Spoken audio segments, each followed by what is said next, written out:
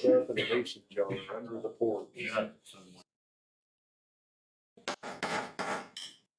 Good morning, everyone. It is Monday, December 29th, and this is our regular staff meeting. I hope everybody had a great Christmas. So, soon to be Happy New Year.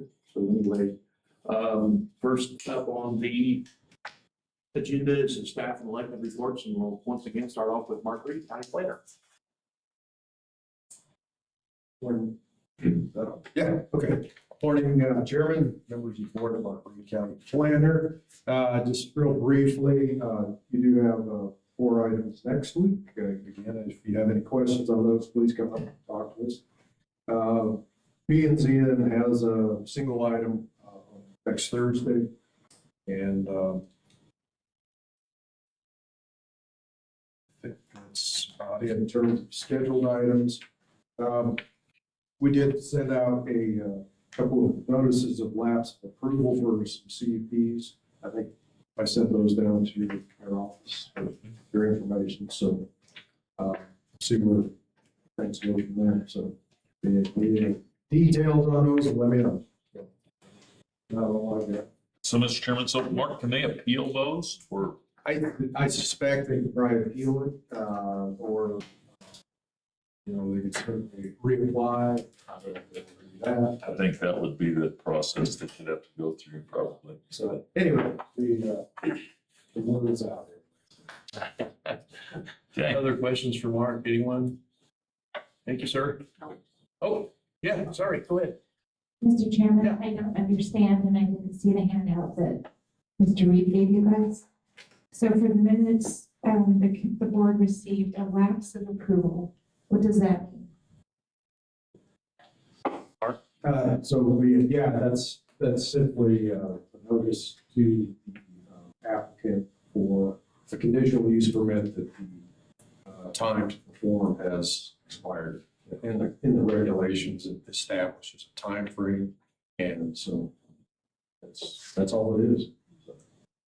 So basically, there's a timeline that things have to be done by, and they have failed to comply with that timeline. And it was in our correspondence file, right? In the yellow file. Yeah. So you will be getting. I'll get you a copy of that. Yeah. Okay, thank you, Mr. Chairman. So it's a lapse in an already approved CUP. Correct. Okay, thank you. 2 of them, actually. They were both approved in 2020. And a year went by and they didn't do anything. So it's, yeah, null and void, basically. Yeah. Other questions from Mark? Thank you, Mark. Thanks. Ian? Morning, kid. Thanks, there. Just brought Travis Traub with me. He's the new road and bridge superintendent. We'd like to fill his position now. He was the lead operator, and we'd like to fill that internally with a district operator, and then open up for advertisement for a new district operator. Opens that position. So coming to you guys with that request. So we've issued information to the operators if they're interested in the lead position to supply me a letter, and then me and Travis, and if Kenny wants to be involved, we'll sit down and select one, and then open up for the new position that they create. So Are you looking for approval for the new position today, or? yes, if I can. Okay. I mean, Mr. unless Chairman, you want me to come back, I mean, No. Ken, so it's not really a new position, it's filling the current, as Travis moved up. And so Correct. it's filling that position.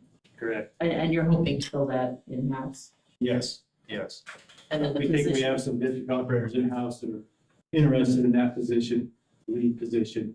So, and then if we fill it, then that'll create an opening, a district operator opening. Yeah, yeah. Mr. Chairman, I wonder if it wouldn't be prudent to wait to fill that until we make sure that Travis's whole position is filled, and then we come back, ask for, That'll work. just in case we have to go, instead of inside, maybe somebody doesn't want it, and we have to go out. Mr. Chairman. Yeah. I do believe we have qualified candidates internally. This is going to create a domino effect that will carry us all the way into mid-January. So it would be my recommendation that you proceed sooner rather than later. Okay. All right, then I'll make the motion to refill, which one is it, the district operator position. operator position. Second.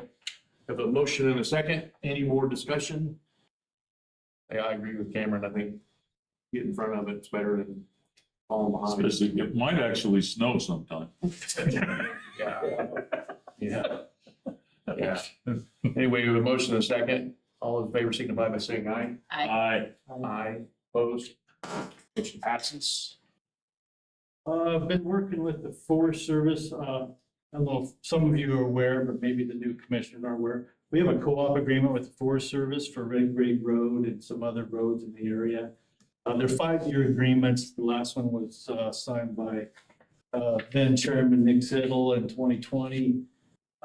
They should have that to me right after the first of the year, and then I'll plan to bring it to the board. Nothing's changed really. So it's just doing business as normal, and we'll change the way we operate, Red Grade Road and stuff like that. Okay, I'll have that to you. Okay. And I also been working on that delegation agreement with DEQ for the small wastewater program. I met with them. I'm waiting for them to get some more material back to me. We had a few changes, and then I plan to have that in front of you too. If you want to continue operating the way we've been operating, you're gonna have to have a PE on staff. But they're telling me if I was to leave and you don't have a PE on staff, you don't want to fill a PE, then the modification is pretty simple. You would just eliminate several of the systems that we permit now. It would be detrimental to the public because they'd have to go to DEQ to get those done, but I'll explain that when I have this in front of you in the new resolution. So once I get this all done, I'll hand it off to Clint and get his legal eye on it. Okay. All right. Questions for Ken? Anyone? Yeah, Mr. Chairman. Yep. Ken, where are we at with CMAC? There is no CMAC. I mean, Okay, let me, I guess, rephrase that. I know you were planning on getting together, I'm sure now with Travis to determine what we need to do as far as making sure that there are funds available for CMAC. Where are we at in that process? well, I have the contract and the bid documents all ready to go. And I can just issue those, but I don't need to, we're not tied to YDOT with this, so I plan to issue those shortly after the first of the year.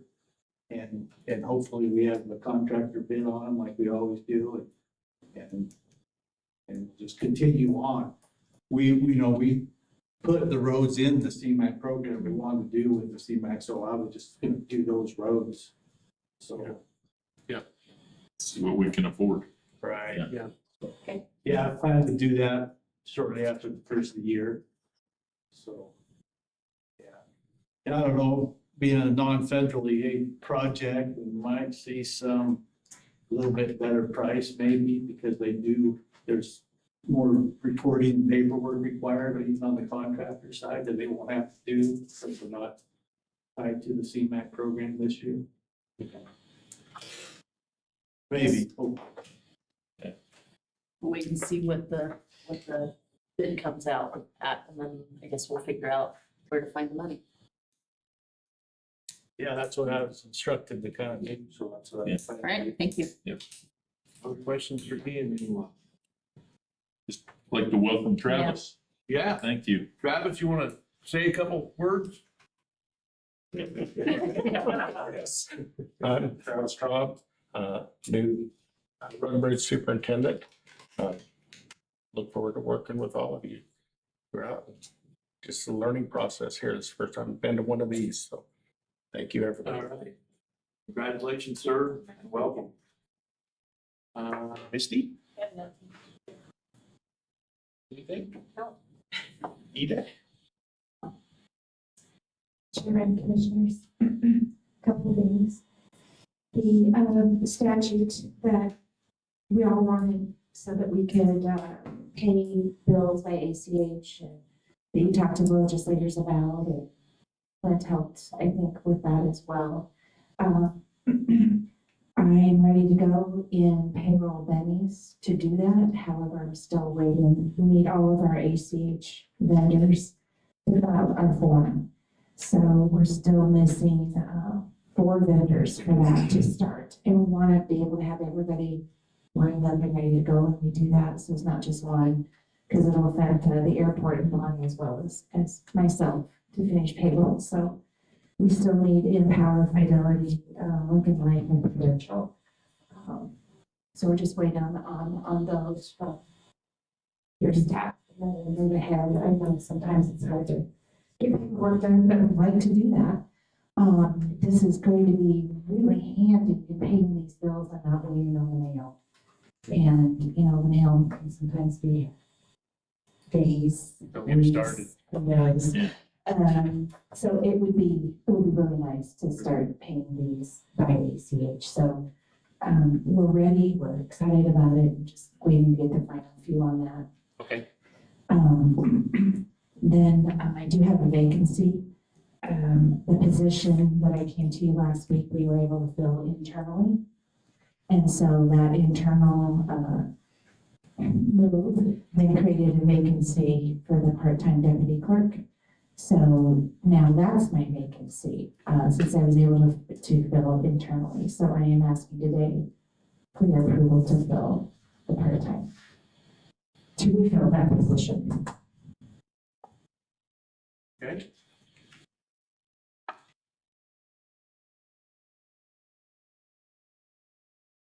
Mr. Chairman, Yes. I guess I'll make a motion to refill the part-time clerk position. Second. Motion and a second. Discussion? Mr. Chairman. Yeah. You think this will go through human resources and it'll be at a entry level, or how do you envision that happening? Mr. Chairman and Commissioner Arthey, I know there was discussion the last time around that I shouldn't ask for a particular position. I should only ask for a deputy clerk, because then it's based on experience for the Condrey report, the 2022 Condrey report. If that's your policy, states all of that. And so, yes, I've been working with HR. Do I have to work with HR? No, I mean, I filled the position internally. So, am I required as an elected official? No, but I am working with HR. So I'm not quite sure, you know, if I'm answering your question or not, but the position has to be based on experience, so it's not up to me if it's what level that is. Yeah, that's what I was getting at. Yeah. Other discussion? We have a motion and a second. All those in favor, signify by saying aye. Aye. Aye, opposed. Motion passes. Anything else, Ida? Yes, sir. Okay. Katie?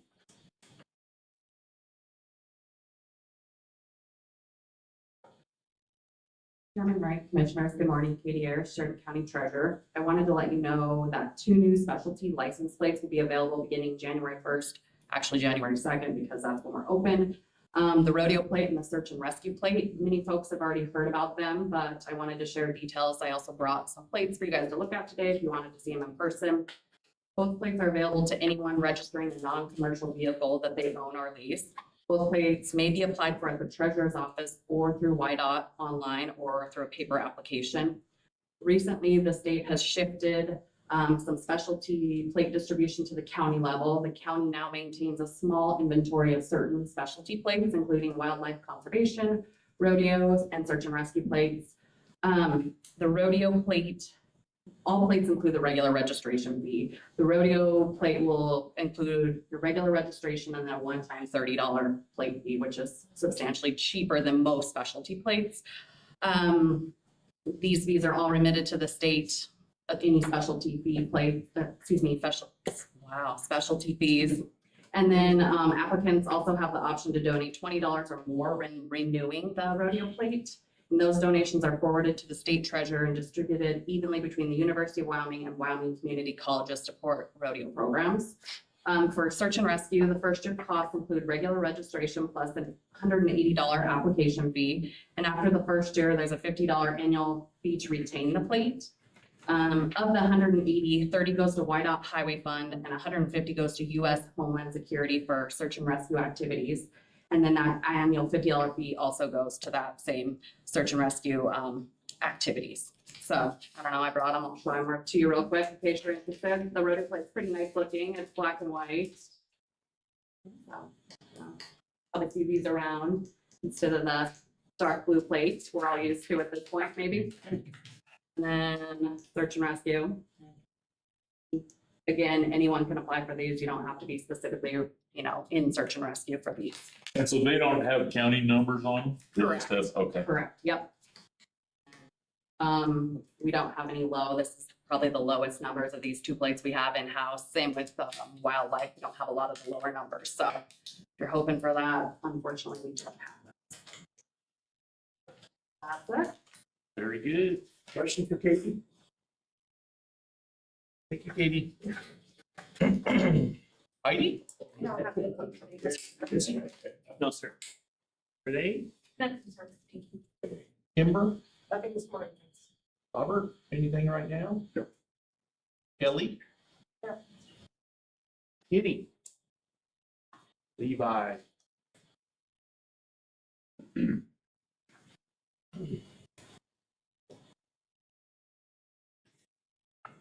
Morning, Mr. Chair, Commissioners, Levi Dominguez, Sheridan County Sheriff.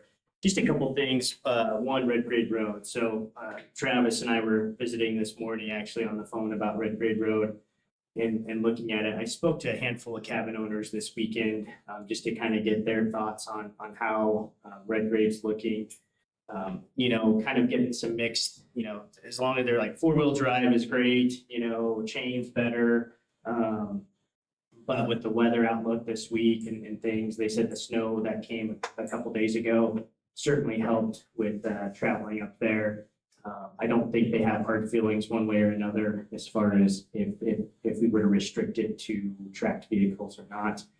Speaking with Travis, he's going to try to get up there today and take a look and see what that looks like. And see if we can't just keep it open through the first of the year to allow folks to get up there if needed, and then probably be pretty serious in looking at restricting it to tracked vehicles after New Year's Day or after the first of the year. So that's kind of the plan on that. If you have anybody asking about that, we haven't had a whole lot of incidents, if any, that have been reported in the sheriff's office with folks getting up there. I know there's a few private folks who've said that some vehicles have gotten up there and gotten, either turned around or needed to go back down because they weren't equipped properly. But we're going to get that regardless of wherever you're at. I mean, that happens going up 14 through the Dayton site and things like that. So we'll kind of look at that, and that's kind of the plan unless something drastically changes with the weather moving forward. Secondly, anybody have any questions about? Questions? Great.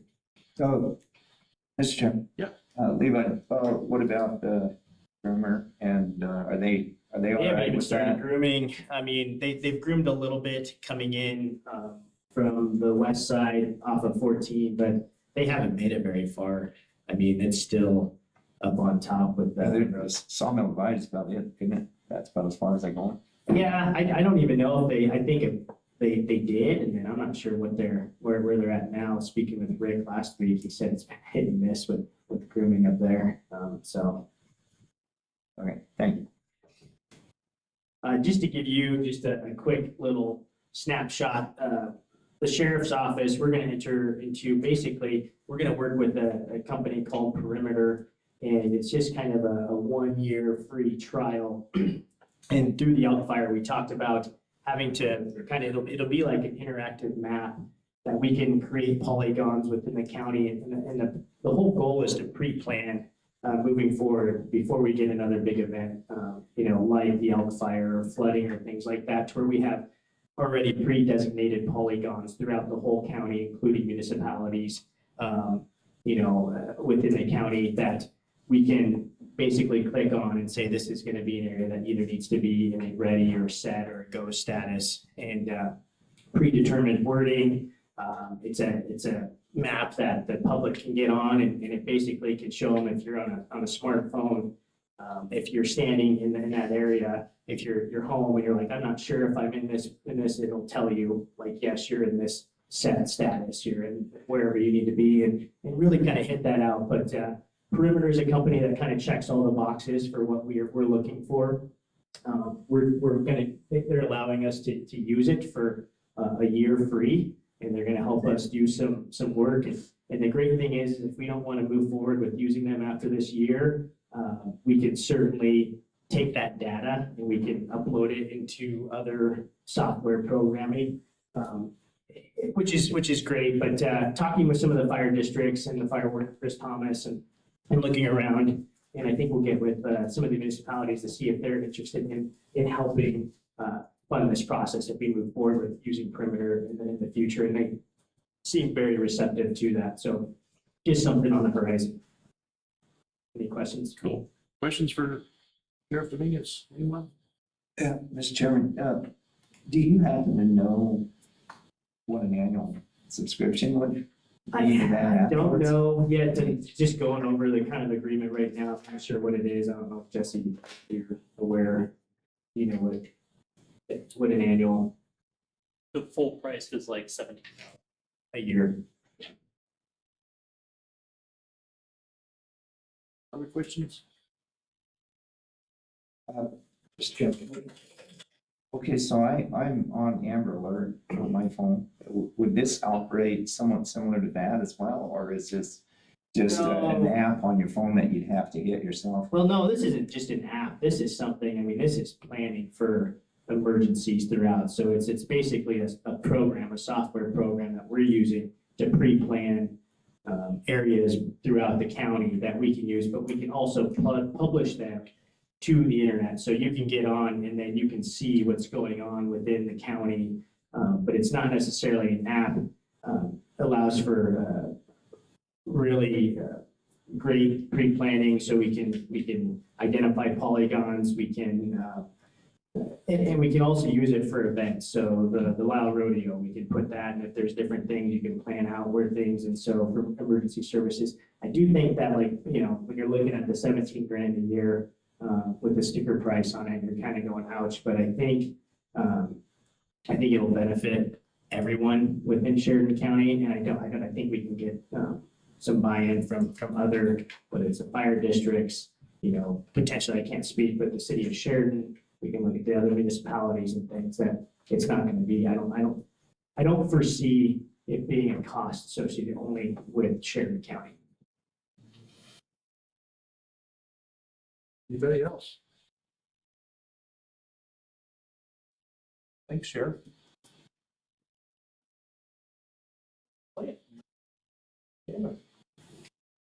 Sure. Just want to put before you that the upcoming joint city council meeting will be held on January 13th. Going to be hosting it here. So we're looking for agenda items. So if you have something, please get that to Lonnie and to Kelly. We need to put that together and out to the city about a week before that meeting.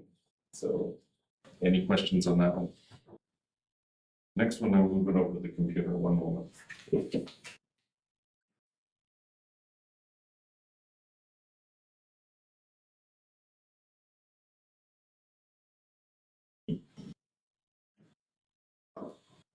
So I'm giving you a 6-month update on GPET funding. This is the general purpose excise tax. As of the end of December, collections are at $1,701,626. That's up almost 9.5% from the same period last year. And if we go ahead and say there's zero growth for the next 6 months, that would bring in about $1,436,000 and put us up to 3.1 million. At this point, you haven't allocated all of your contingency fund. So if we said 100% of expenses will actually be used, then that leaves us a balance of about 322,000 as a surplus. If sales tax revenue comes in at the same rate as it has been, you might add another 100 to 130,000 to this number. So I'm just giving you a 6-month a little notice that you're in a good position with GPET. My original estimate to you guys last summer was that we were going to be flat. So I'm glad I'm wrong, that, you know, this is stronger, but at the same time that you have some options. I'm not asking you to spend anything right now. Just be aware that this is being in the surplus. Two things in particular that you might want to consider is we have a contract with the ambulance service. By August 31st, you must pay $200,000 for the new ambulance. This is an option that you could use closer to June. If you're still in the surplus mode, you can do that. And then the second is in the budget process, the county plan, 80,000 was allocated and that was taken out. If you used your contingency fund that hasn't been allocated right now, you might be able to cover that sooner rather than later. So I'll let Mark speak a little bit on that portion, but I'm just giving you some options as what you can do. If you do nothing, then this rolls over to the general fund as of June 30th. So I'm gonna let Mark talk. Thanks, Chairman. Mark Reed, County Planner. So yeah, we did plug in a number last year to work on an update to the comp plan. We obviously did not get that included. Just by way of background and information, our comp plan, current comp plan recommends a 5-year update. And the last one that we obviously did was in 2020.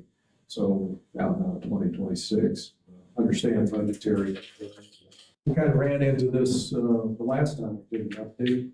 We had pretty much a brand new start from scratch plan that was adopted in 2008.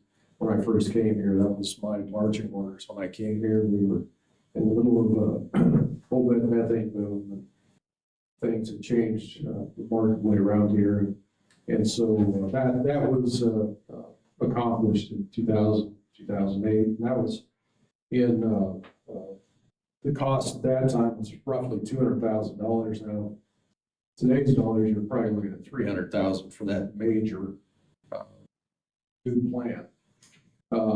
The update that we did here in 2019 and 2020, budget on that was 75,000.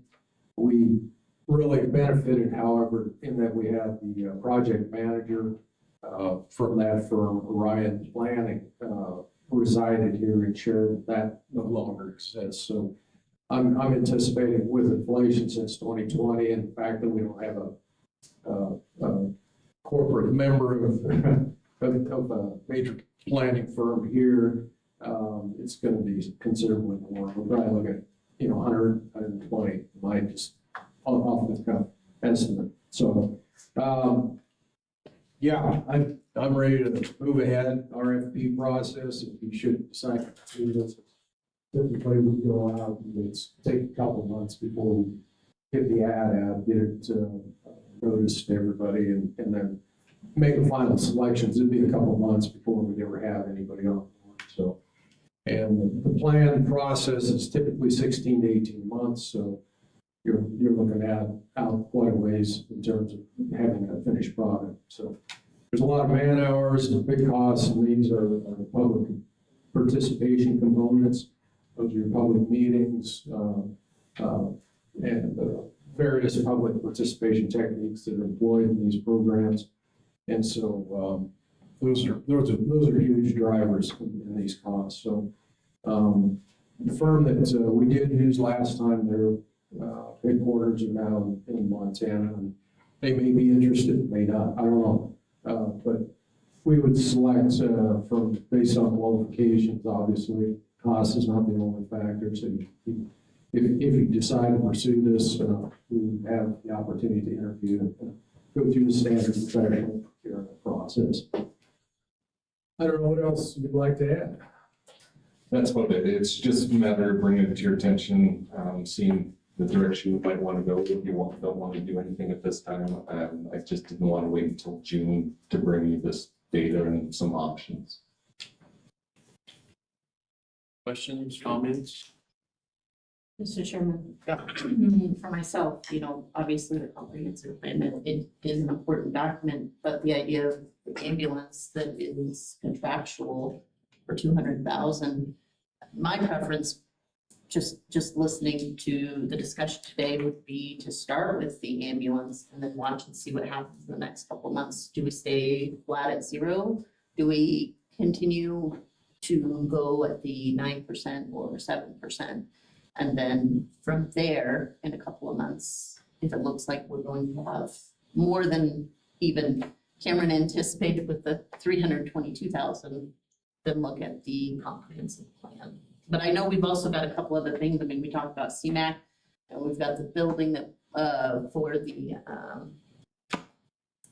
defenders, that we've got to start looking at, and a couple of different other projects.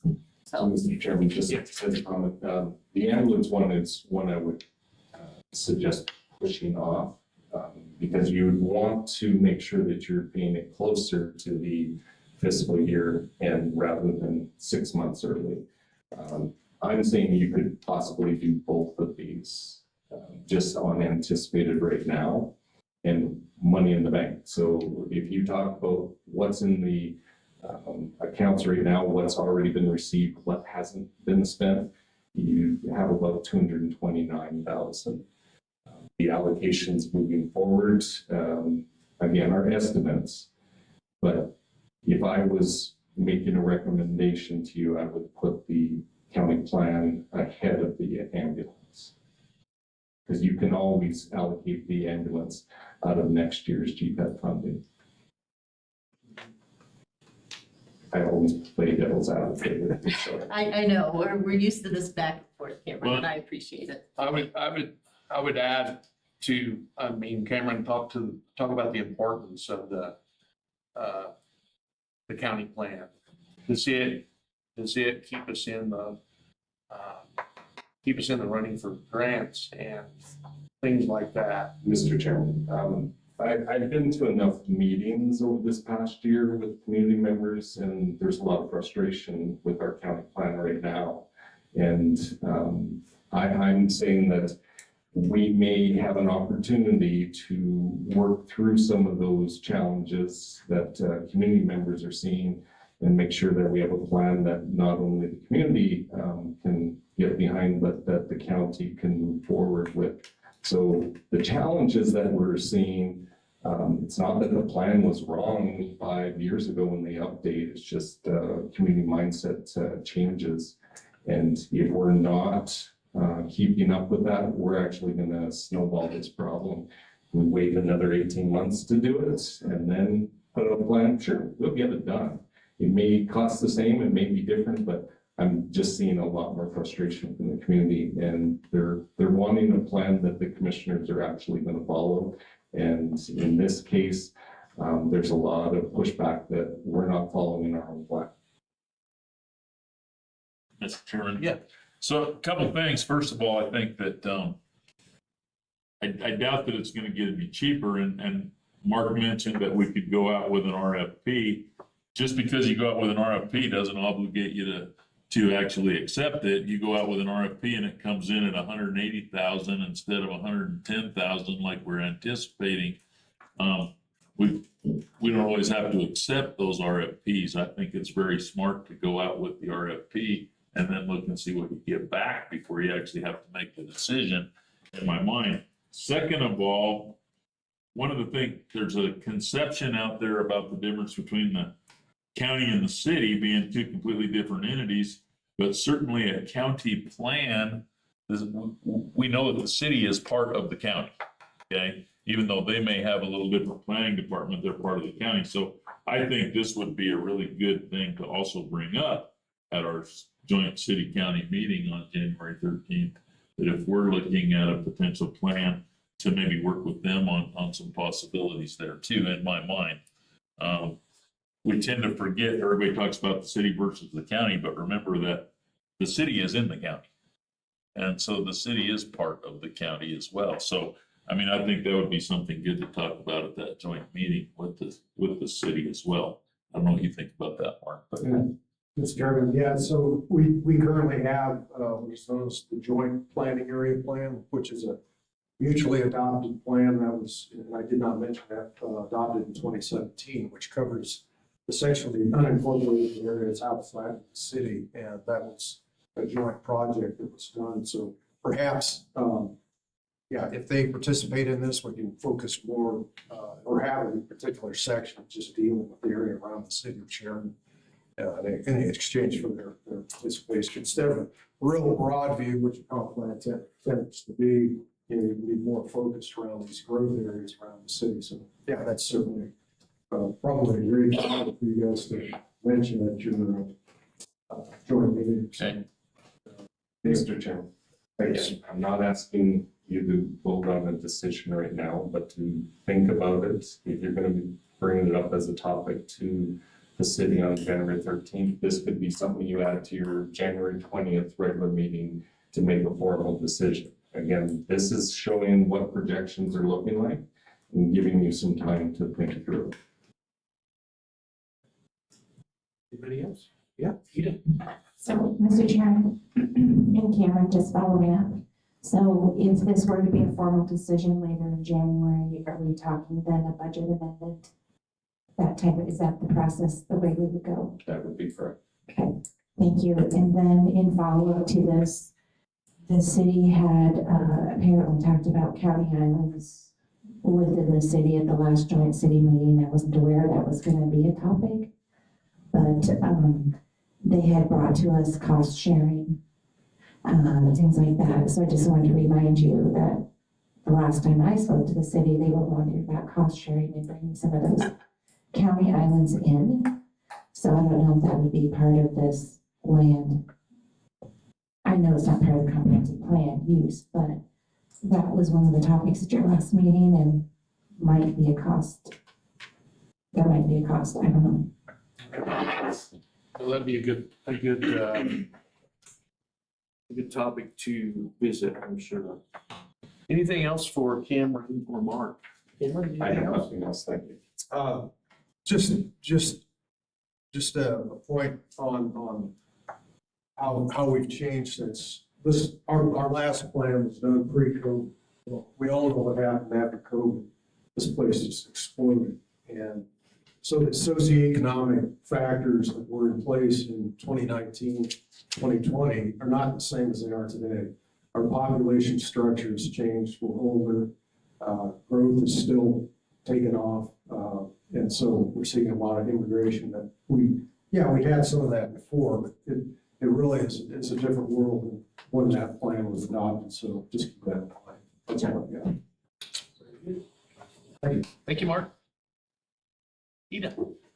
I forgot to follow up on something, when you're ready, when Cameron's done. He's done. I just wanted to follow up on visiting with IT and on the software issue with payroll and accounting and title tech. Cameron, do we have an update yet that we can give the commissioners? Because it's my understanding maybe we don't have to spend any money right now. Yeah, Mr. Chairman, Mark Thompson's correct. Mark Ramber's been working with the IT at Tyler, so we've taken the salespeople out of the mix. They do feel that there is a way to bring our contract up to par, to bring the software updates up. So what they're doing is in the next few weeks, they're going to create a virtual server. They're going to migrate the information over to that server, and then from that temporary server, they're going to try the updates, each patch over the last 2 years, bring it up to the level. If nothing crashes, then they'll bring it back and we can upload data. So they're able to do this without impacting the information that we have. The IT at Tyler does feel that it would take 1 to 1.5 days where we could not touch our information, which they're not going to do evenings or weekends. So it would mean that clerk's office, the treasurer's office, anyone who has a Tyler module couldn't do any work in that for at least 1.5 days. So that would impact the ability for different elected offices to do their work. And having Mark work with them to figure out what day that would look like, not the day that, last day of the month, first day of the month, that everyone's getting plates, or when payroll is being processed. We're trying to find a day in there that could be less impactful, but we're working with Tyler to figure that out. So if that goes smoothly, yeah, I wouldn't be coming back and saying that the elected offices may not be able to do anything in that software for a day and a half. But if it goes the way Tyler's thinking, then there would be no cost associated with this instead of the 130,000. So that's the good news. Very good. Anything else here? Mr. Jennings, do you have anything? Mr. Chairman, I'd like to take a point of personal privilege first, if you don't mind. Please. And introduce my brother all the way from the state of Texas, Josh Jennings. He's in the back. We argue a lot about which state is better, and I always win because Wyoming is better, just saying. But anyway, they're up for a couple of days. So I will be in and out today and tomorrow, but I will be out of the office Wednesday, Thursday, and Friday. So we're gonna go back down to Cheyenne and visit with my sister, so. Okay, very good. Mr. Arzi, No, I haven't had anything to add. Mr. Siddle. Just wish everybody a happy new year. I don't have anything exciting going on. I would echo that comment. Happy New Year to everybody. We'll be closed on Thursday in case you live in a cave and don't know what day Thursday is. So with that, we are moving on in the agenda. Item number 3, consider hangar lease agreement between Sheridan County and Bighorn Airways Incorporated. And I would call Robert Gill, our airport manager. Thank you, Mr. Chairman. Robert Gill, Sheridan County Airport Manager. This hangar lease agreement between Sheridan County and Bighorn Airways is for the facility located at 903 West Frontage Lane. Per the agreement, the premises will be used as a primary base and storage facility for fixed base operator services, consistent with the approved services outlined in the Bighorn Airways FBO agreement and with what was most recently provided in their proposal for the premises. The lease term is 10 years with a monthly rental fee of $2,250 with inflationary adjustments specified in the agreement. Bighorn Airways is the current leasee of this facility and is in good standing. Therefore, I respectfully recommend the Sheridan County Board of County Commissioners approve the agreement between Sheridan County and Bighorn Airways, Inc. And I would stand for any questions. Questions for Robert, anyone? Questions? Mr. Chairman. Yeah. I move to approve and authorize the chairman to sign the Sheridan County hangar lease agreement and Sheridan County and Bighorn Airways Incorporated. Second. The motion and the second, any discussion? Discussion? All those in favor signify by saying aye. Aye. Aye. Aye, opposed? Motion passes. We are adjourned at 9:43.